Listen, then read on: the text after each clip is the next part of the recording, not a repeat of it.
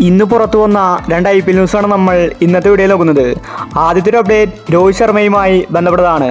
മുംബൈ ആരാധകർക്ക് ഏറ്റവും കൂടുതൽ വിഷമം രോഹിത് ശർമ്മയെ മുംബൈയുടെ ക്യാപ്റ്റൻസിയിൽ നിന്ന് ഒഴിവാക്കിയതാണ്. എന്നാൽ ഇപ്പോൾ രോഹിത് ശർമ്മ ആരാധകർക്ക് സന്തോഷ വാർത്തയാണ് പുറത്തു വരുന്നത്. ഇപ്രാവശ്യം മുംബൈ ടീം പ്ലേ ഓഫിലെത്താൻ സാധ്യതയില്ല. പാണ്ഡ്യ മുംബൈ ടീമിനെ തകർത്തിരിക്കുകയാണ്. അടുത്ത പ്രാവശ്യം പാണ്ഡ്യയെ ടീമിൽ നിന്ന് ഒഴിവാക്കുമെന്ന റിപ്പോർട്ടാണ് പുറത്തു വന്നിരിക്കുന്നത്. അതുമാത്രമല്ല രോഹിത് ശർമ്മയെ പഴയതുപോലെ തന്നെ മുംബൈ ടീമിന്റെ ക്യാപ്റ്റൻ ആക്കിയേക്കുമെന്ന റിപ്പോർട്ടാണ് പുറത്തു വന്നിരിക്കുന്നത്. രോഹിത് ശർമ്മ ക്യാപ്റ്റനായാൽ മുംബൈ ടീം രക്ഷപ്പെടും.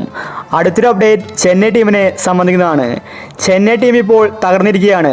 അവർ ഇപ്രാവശ്യം പ്ലേ ഓഫിൽ എത്തുമെന്നത് സംശയമാണ്. ധോണിക്ക് ശേഷം ഋതുരാജ് ക്യാപ്റ്റനായിട്ടുണ്ടായിരുന്നു. എന്നാൽ ഋതുരാജ് ക്യാപ്റ്റൻസിയിൽ പരാജയമാണ്.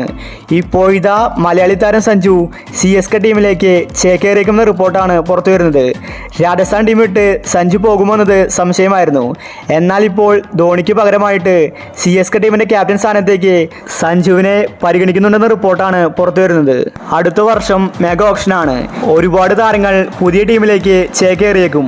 സഞ്ജുവിനെ CSK ടീം റാഞ്ചിയേക്കുമെന്നാണ് കേൾക്കാൻ സാധിക്കുന്നത്. അങ്ങനെയാണെങ്കിൽ അത് രാജസ്ഥാന് തിരിച്ചടിയായിരിക്കും.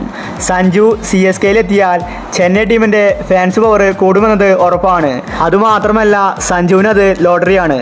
എന്നാൽ സഞ്ജു ഈ ഒരു ഓഫർ ഏറ്റെടുക്കുമെന്നത് നോക്കി തന്നെ കാണേണ്ടി വരും.